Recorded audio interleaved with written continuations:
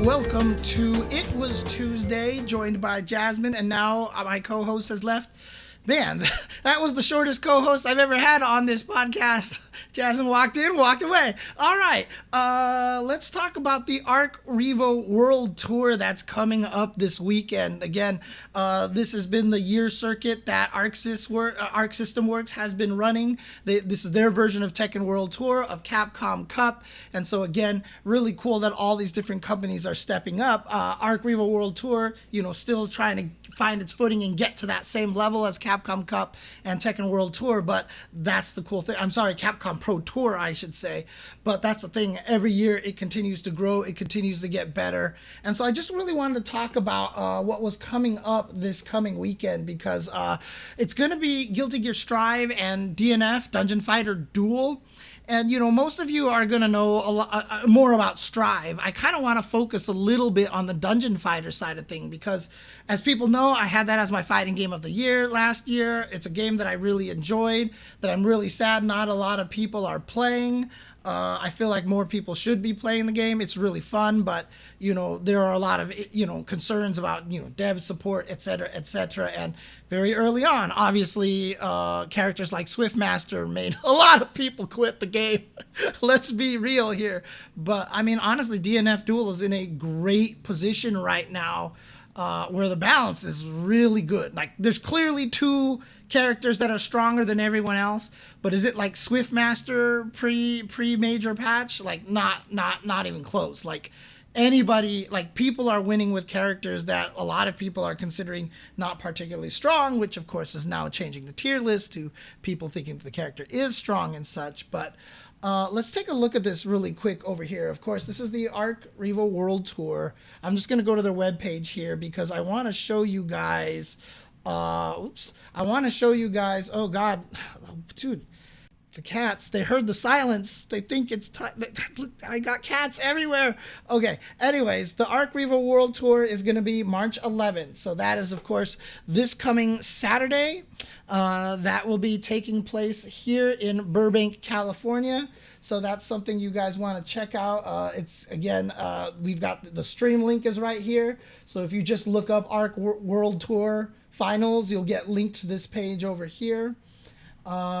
Tickets are currently sold out right now, but here's the brackets here. So basically it's kind of like Capcom Pro Tour, except obviously much smaller in scope. I've got one cat blocking the screen over here. I've got the other cat blocking the screen over here. I can't look anywhere and see any of the information I'm trying to give you. Oh my Lord. Okay. All right, here we go. I just kind of want to show you guys the brackets over here. Let me pull out my notes here so I have all the information for you guys here. But this is the DNF bracket over here. And this is going to be an interesting one because, honestly, we haven't had too much. And this is the case for Strive as well. We haven't had a lot of true international, like Asia versus West kind of stuff. Now, a lot of the Asian players did come from Frosty Faustings and was won by Kubo over here, who's using Grappler, who a lot of people, like I said, have not considered necessarily like one of the top characters in the game, but now because of Kubo, I think people think Grappler is really, really strong. Has Mystic Smash always ended up fighting Goichi? But Lost Soul, Kikyo-chan, Goichi, Mystic Smash, Kubo, Yuseong-cha, K-Top, and Nanpon. Let's talk about this a little bit. Here's Strive over here, but I want to go over this because they actually just have the players down over here. So obviously Kubo, the best grappler in the world, took Frosty Faustings pretty convincingly, and is one of the main people. Obviously, there's Ladon, who's really good at grappler in the States, in the West, but Kubo is the grappler here. Nanpon from Japan won ArcRevo Japan. I'm scared of this guy. I'm scared of Nanpon. If you've seen what he does with Striker is terrifying, because she's basically rushed down the god. Like, she can break your guard at full guard level. Like if you drain her down enough and she has enough MP, she can break your guard and basically kill you. She can 100% you by making you block a move and you die. It is absolutely terrifying. Oh, the best grappler in the world is Jay Wong's daughter. She's gonna play Lily, dude. She's gonna play Lily. Oh man. But Nanpon is terrifying, and it'll be really fun to watch Nanpon play. Kikyo-chan is very strong Ranger. Now, he makes Ranger look like a broken character, and Ranger has a lot of things. He's got his own guard break ability with stuff like the Gun Hawk, and he's really good at zoning, but it's like DNF Duel, the reason why I always compare it to Vampire Savior is because every character in this game is broken. Every character in this game is cheap. If you watch a launcher on a good round, you're like, how did they let this character into the game? Launcher is like at the bottom of the tier list, right? And if you watch a good launcher play, you're like, how did they let this character make it into the game? How did they let this happen, right? And so that's the thing. Ranger, while a very strong character, isn't necessarily as broken as some of the broken characters in this game. And what's surprising is we're not seeing a lot of those broken characters in this top 8, which is really kind of the interesting part. But yeah, Kikyo-chan, very strong Ranger. Gonna be a lot of fun to watch. K-Top, this is an interesting one here. He got second place at the mix-up. Mystic Smash actually beat him, but Mystic Smash had already qualified from CE Otaku. So the spot went to the second place person, which is K-Top here. K-Top was a Hitman player. I've heard that and shout outs to the DNF Duel scene. They have been helping me a lot, giving me a lot of good tidbits and information for me to repeat to you guys. I've been trying to make sure I do all my research and everything like that. But K-Top apparently has also been picking up Vanguard, who was a completely awful character pre-major patch, and now is a okay, like decent, like when Vanguard first dropped, everyone's like, yo, this character is messed up. Like they buffed him way too, this is not cool. And eventually, you know, things normalized a little bit. We got used to it. Vanguard is still considered like the least cheap character of all the cheap characters. Oh, okay. So Gundam Jehudi Kai is saying that K-Top is still Hitman and that Mystic is the one that moved to Vanguard. Am I wrong then? Did I get the two European players mixed up? Because K-Top and Mystic are European. They're both Hitmen, but maybe I got the wrong one that went to Vanguard. Or did K-Top actually go to Vanguard as well? So I might have actually gotten it backwards with my notes. I might have actually gotten mixed up between the two. Oh, interesting. Okay. But yeah, speaking of Mystic Smash, you see here CE Otaku and the mix-up winner has Hitman, but according to Gundam Jehudi Kai, played Vanguard in the most recent can opener. So there you go. And of course, second place. So weirdly enough, CE Otaku had 2 qualifying spots. They just gave out 2 qualifying spots. So first and second made it. Lost Soul got second place, and he's doing it with Dragon Knight. Dragon Knight's a little bit difficult to use. Kind of a pseudo puppet character, not really. I know, like, I've seen people say Dragon Knight was really very strong before the patch, and now is considered kind of average after the patch, but it might have just been the thing is that maybe she wasn't actually that strong before the patch and people have just figured out how to fight her. But it's going to be really interesting to watch how Lost Soul perform at this tournament. Yeah, she's very setup heavy. It costs a lot of mana to use her dragon to do the pressure, and she profits a lot because if she hits you, she has some ignorant combos that just last for days and can murder you only if she has the mana. But she has to spend so much mana to be able to get you into those situations where she gets the hit that a lot of the times she can't convert into the ginormous damage that she can actually do. So she is a character that I have tried to main a little bit. I've messed with Dragon Knight in training mode a lot.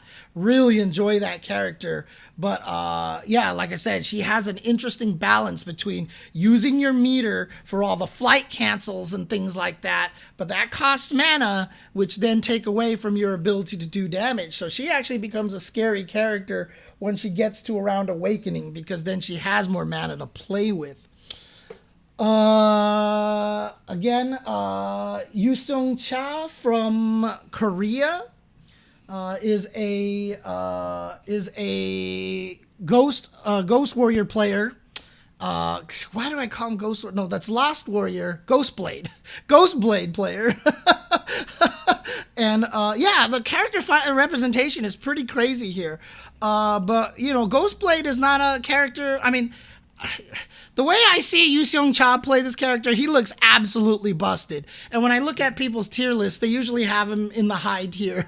But again, I've been told by some people that Yu Seong Cha is actually one of the scariest players here and has a good chance of taking this event. And again, his Ghostblade is really, really strong. Goichi?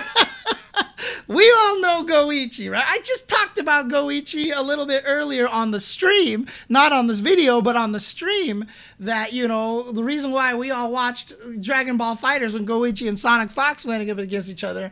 Goichi is a big name. You see right here that he has qualified at Versus Fighting X with Swiftmaster, but as you can see, that was on August 14th, 2022. That was before the patches. After the patches, Goichi is not a bashful man, okay? He will play whatever the hell he wants. I heard he's playing Crusader.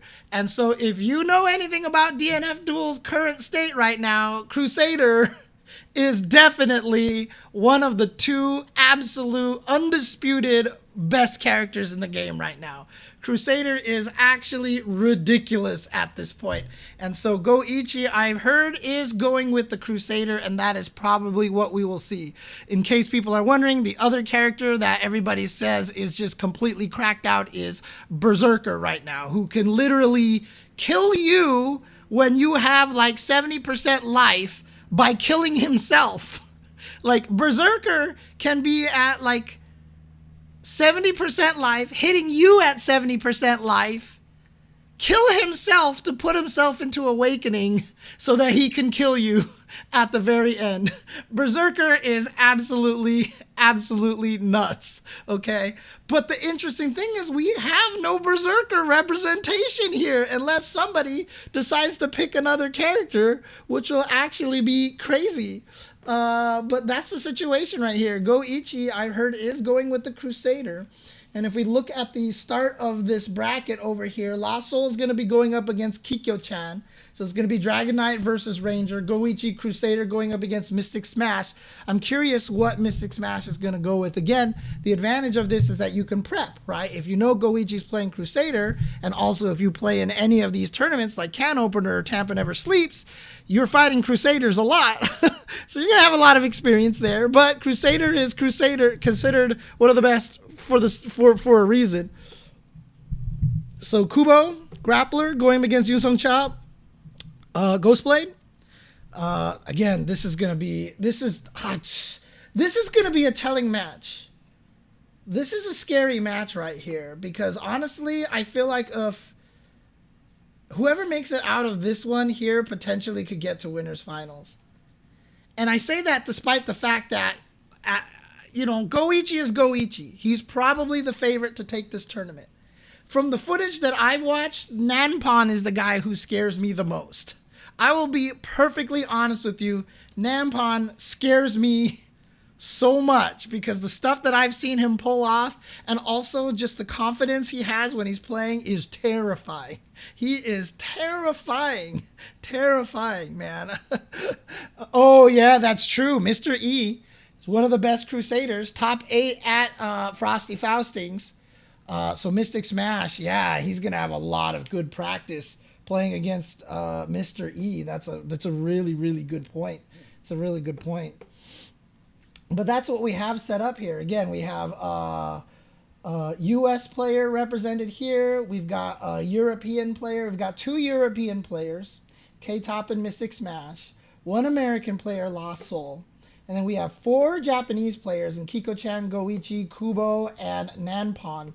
And then we have 1 Korean player in Yu Seong Cha. So again, this is definitely a very Asian-heavy tier list over here. So I think the Western crew is going to have a lot cut out for them, but I really, really hope that they perform well. I hope that they do well. They will have the advantage of least amount of jet lag for them. So, hopefully we'll see what happens. But again, for those of you who haven't watched a lot of DNF Duel or don't know much about DNF Duel, I did a whole stream where I talked about, even if it's a game you don't want to play, like, watch it. Because this is one of, seriously, the most entertaining fighting games to watch because it's so messed up. And when you're not the one getting messed up by it, it's fun to laugh about it. And again, the balance is actually really strong here. Again, everybody's broken, which is why I make the comparison to Vampire Savior. A lot of people are like, this game doesn't play anything like Vampire Savior. That's not what I mean. I just mean that the game is like, everybody in this game feels like they're supposed to be top tier. Like, how is this character not top tier? Because when you're in the right hands, every character looks absolutely busted. And like I said, it's just a fun game to watch and honestly fun game to play.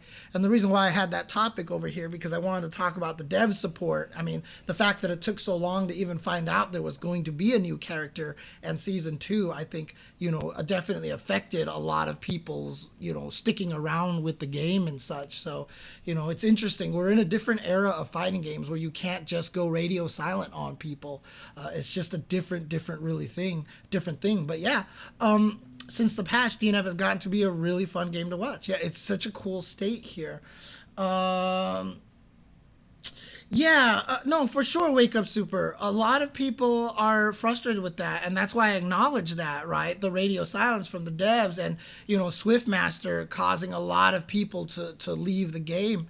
And it's really unfortunate because that probably wouldn't happen had DNF come out in a different time. The hard part right now is that there are just so many fighting games to play. There are a lot of fighting games to play. But honestly, Tetsuya says it right. It's Kusoge in a good way, which is probably why Goichi is so good at it, because Goichi was like king of the Kusoge games. That was his reputation before he became more well known for things like using Manat in Street Fighter and using and playing Dragon Ball Fighters and stuff. Right? Oh, was Kubo the same way? Okay, Kubo was another Kusoge player as well. But again, this game, like I said, it's really fun. It's really pretty. And again, the energy of it is really good. I really like the game. There's a lot of tech. It's one of the rare games where things change during the course of the match because of how much MP you have, right? So in case you guys don't know, you start off with 100 MP. Some things take like 80 MP to perform. Some things take 20 MP, 50 MP. But as you take damage, that also, so the more health you lose, the more max MP you gain. So by the time you get to the end of a match, when you reach Awakening, you have 200 MP. You have twice as much MP as you did before. So you're able to just go absolutely nuts in the game. And so there's this really interesting concept of trying to balance. Like, you'll see players, sometimes they're trying to buy time to build the MP back. You'll find situations where a character will just go into zoning because they just need to get the MP back to be able to fight. If you fight a striker, keep her out until you get enough MP for guard reversals, for example, etc., etc. Like, there's just it's a really interesting variety. And then on top of that, like, if you've ever said this in your life and you're not playing DNF Duel, then you are just basically a liar. If you've ever said, don't nerf characters, buff everyone, make the game so that everybody is broken, Will Smith meme. Let's Will Smith meme over here. It's like, it's right here. That game exists. You want to know what it's like? Here it is. Go play it. So again, I think it's really fun. If you guys have a chance and you follow me on Twitter, I'll tweet when it goes live and stuff. DNF will go first before Guilty Gear, but please give it a chance. Take the chance to watch it. It's going to be a lot of fun. It is honestly really going to be fun. But yeah, I mean, honestly, I think the exclusion at EVO is not a reason that people aren't playing it. I think people aren't playing it is the reason that it got excluded from Evo. Because remember, that exclusion from Evo only just happened, like literally announced like last week, right? So I don't think Evo, I mean, not being in the Evo lineup definitely hurts it more at this point. But again, if you guys have a chance, take some time to watch it. You're going to have myself, Ringe, Sajam, and Tasty Steve on commentary. So it's going to be good times no matter what, right? It's going to be a fun watch no matter what. So come hang out with us and watch some ArcRevo. Let's talk about the Guilty Gear stuff again. Guilty Gear's coming out, also going to be at this event. And this one I think is really huge because Asia and West have never played seriously. Like, this is the first time I think we're getting a real battle between Asia and the West. A lot of Asia did not show up to Evo, right? So Umisho winning that one obviously was a message to be sent, but a lot of the Japanese players didn't show up. I don't think Mochi was there. I don't think Tai was there. I don't think Gobo was there. I think most of them did not go because of the fact, they couldn't travel. It was the pandemic. Japan couldn't make it out. When Gobo came out for Red Bull Kumite for Guilty Gear Strive, he won that, pretty convincingly. So I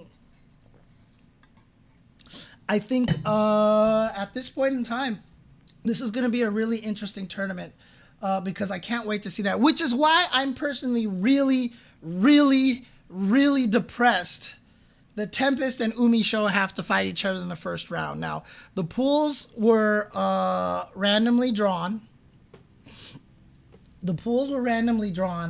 But as you can see right here, Umisho and Tempest have to fight each other right at the start. And this hurts me because I feel like both of these players can do really well against the Japanese. I would love to have seen both of them to see how well they do without having one of them to have to start in the losers bracket to do it. But it's interesting because I know Japan doesn't think as highly of Happy Chaos as we do in the States. Like here in the States, like we loathe Happy Chaos. Like people are like, Happy Chaos is the most broken, stupid shit in the entire world. And Japan, like, their ArcRevo top 8 had 0 Happy Chaoses. Like, they just don't think much of the character. It's very weird. It's very weird. But yeah, I'm really sad that they have to play each other first. But again, we have good spread of representation. We've got 2 European players. Skill, who is an amazing Soul Calibur player. Xando, who has traveled everywhere and played. So got top 8, for example, at Frosty. I'm sorry, at a Combo Breaker, and so he's going to be used to traveling and playing as well. And then of course the U.S. players, Nubenheimer, craziest Nagoriyuki there. Out there right now. Umisho, Tempest, like I said, really sad that they have to play each other first. And honestly, when they win, the only Japanese player they could possibly face is Tai. But if Xando beats Tai, they might not even fight a Japanese player until winners finals. I really wish we got to see more of a West versus East kind of spread here. But to be fair, that is what we got. I guess I just wish that maybe one of the Europeans ended up fighting the U.S. player instead or something. I don't know. It was random seed, and if it's true random, it's going to be like this. So not much you can do, to be honest with you. Right, yeah. Again, I was going to talk about that at ArcRevo. The differences in how people feel. Like, yeah, Soul is not considered strong in the U.S. We have no Soul players. We have no Giovannas. And yet here, from Japan, we've got a Giovanna Tai, who is might be the strongest Japanese player here. And then Mochi and Skill are both ridiculous Soul players. In the US, we just don't have any souls. It's weird. It's weird. And so we're going to find out a lot at this event, which is why I'm really excited about this. This is going to give us a lot of information. Do we just not know how to fight Happy Chaos? Or is it a situation where Japan really just understands how to fight this character better than we do? Maybe they know something we don't. I made the comment that I thought that the U.S. could potentially be the strongest region, and a lot of people got mad at me, even though I said potentially. But, I mean, I watch these players every week, and they're so good. They're so good, which is why I'm kind of sad that they have to go up against each other, you know, Umisho versus Tempest, because I really wanted to see more U.S. versus other regions. To see what happens. So but yeah, that's the players here again. I talked about them a little bit. Like I said, I don't want to go into it as much because you guys are going to be a little bit more familiar with this. But Tempest, actually the most consistent player in the US, made top 8 at Frosties, Combo Breaker, and at Evo, which were all 1,000 plus entrants. And Frosty even had players like Slash and Latif coming in from the EU fighting this. Ty, who's got a Giovanna and a Chip, plays a lot of Chip as well. But again, we don't have Giovannas very much. I think Daze used to be the only one that we have, but Daze doesn't even use Giovanna anymore, if I'm not mistaken. Mochi Soul. I'm really glad we've got at least a Ramlethal represented in here because she's clearly a very strong character, so it would be kind of weird not having a Ramlethal represented. Nubenheimer, really glad we have a Nagora Yuki in here because Nagora Yuki, super strong, so we actually have a Nagora Yuki represented. Gobo, of course, has the Zato or the Gold Lewis. Hi, Nathan. God, I hope you guys heard that. But Gobo, obviously, very, very strong as well. None of these players play Baiken. No, we do not have any Baikens in this tournament over here. Umisho, she's, of course, the ultimate Happy Chaos, probably the strongest Happy Chaos in existence right now. So it would be really, really cool to see how well she does. And then Skill from EU, busting out that soul again. And it's weird. Like, we got soul representation from all the regions except for US because the US just doesn't particularly think much of that character. I've said one time, I was like, Soul is still pretty good. And I had all these people like, yo, Soul is so bad now. Like, they nerfed him into the ground. Like, he's unplayable. And I'm like, really? Are we sure about that? But, you know, that's the way it works. Nitro does not play Soul. Nitro is a Jacko player now. Nitro plays Jacko. Hi, Nathan. Meow. Oh, chirpy chirp. Nitro plays Jacko now. So that's ArcRevo coming up this weekend. Make sure you guys get a chance to tune into that. It's probably going to be on twitch.tv/ArcSystemWorksU. As usual, again, I will be there as one of the commentators for this, alongside Sajam, alongside Tasty Steve. Ringe will be the host and hopefully be able to jump on some commentary as well. That'll be taking place on Saturday. It's a one-day event, 2 8-man brackets, starting from all winner side. It's going to be fun times. Again, these games are really cool, and you know, I mean it when I say this. Even if you don't play Guilty Gear, even if you don't play DNF Duel, learn to watch other fighting games that you don't play. If you learn how to watch fighting games and just have a great time and just like learn enough about the games that when you watch it, you know kind of what to expect and what's going on, and just have a damn good time, because Guilty Gear and DNF Duel are two of the most like oppressive games out there right now, and there's some wild shit that's gonna go down this weekend. It's gonna be a lot of fun. What time does it start? What time does it start? I'll let you know. Check out my tweets when I have the... Shoot, I should find out. That's terrible if I don't tell you guys right now. I need to go and pull out my email over here and find the schedules over here. Oh, God, why am I logged out over here? Oh, gosh. What's my password? Nathan. Nathan. Nathan, what are you doing? Nathan. Ooh. Look at this cat. Look at this cat, dude. What is... This cat is, let's see. Here we go. Should start at noon. So it should start at noon. Let's do that better here for you guys over here. So ArcRevo World Finals will be starting at noon Pacific time on Saturday. So check that out. If worse comes to worse, follow me on Twitter, and I will give you guys a live time when we're about to go live as well. Or just follow Arc System Works U on Twitch as well to get that notification. So there you go. He definitely loves this microphone. Just likes to scratch himself on that thing. Oh.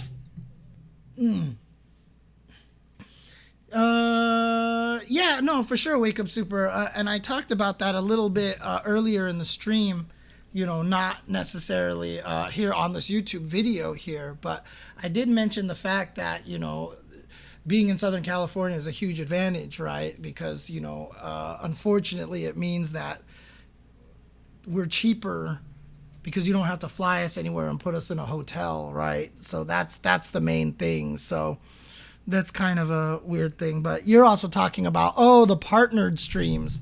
The partnered streams, yeah. As Giuna mentioned, or was it Majin Obama mentioned, the partnered streams are mostly just like big names that they're kind of hoping to have them, you know, be able to basically, you know, get some eyes onto the event. There are definitely some good streamers on that list for sure, though. I'm trying to find that list over here for you guys here.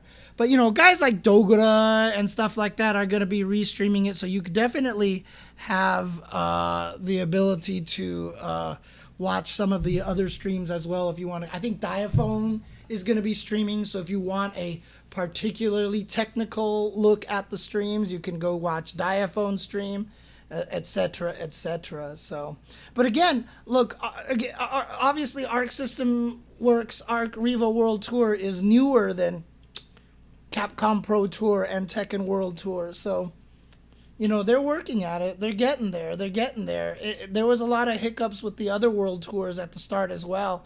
And, I mean, let's face it, past few years of Arc System ArcRevo World Tour have had room for improvement. And it's nice. We've got $200,000 prizes for everybody here at these events. So, you know, we definitely are seeing a lot of improvement. And it's just going to take growth. We can't expect ArcRevo World Tour to be at Capcom Pro Tour levels, at Tekken World Tour levels, like instantly. So let's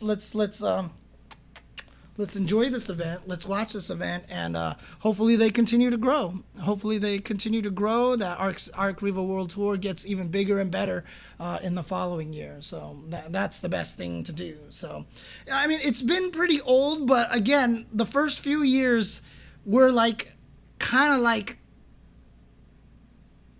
cobbled together. A lot of the first years were very cobbled together.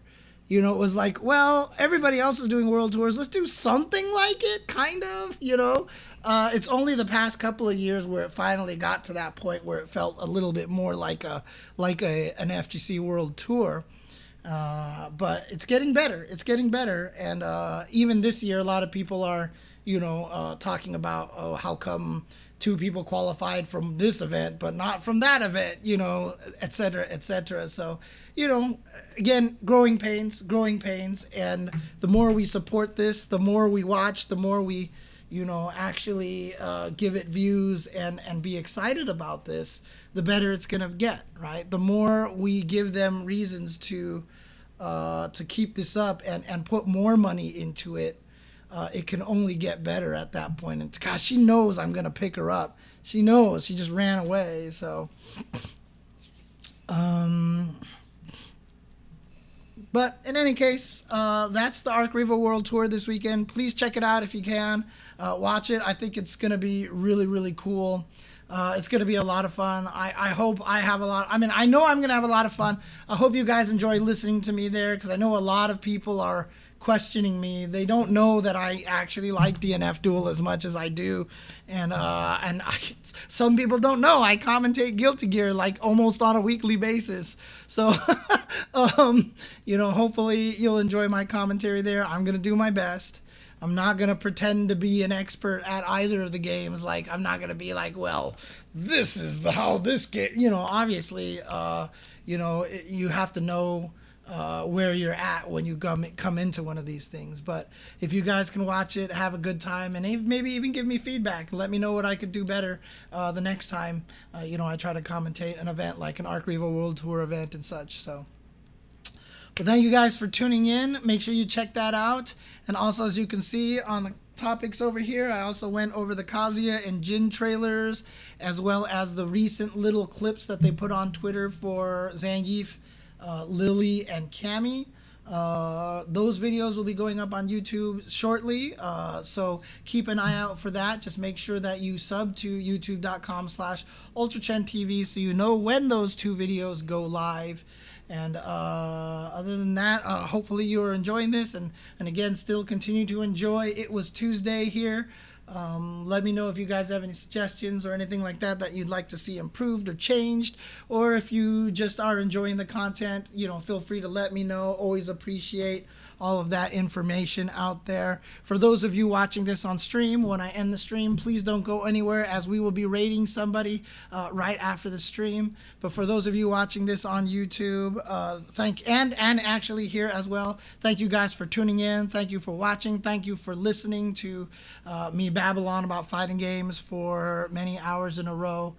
And again, the day that this podcast graced your ears was the most important day of your life.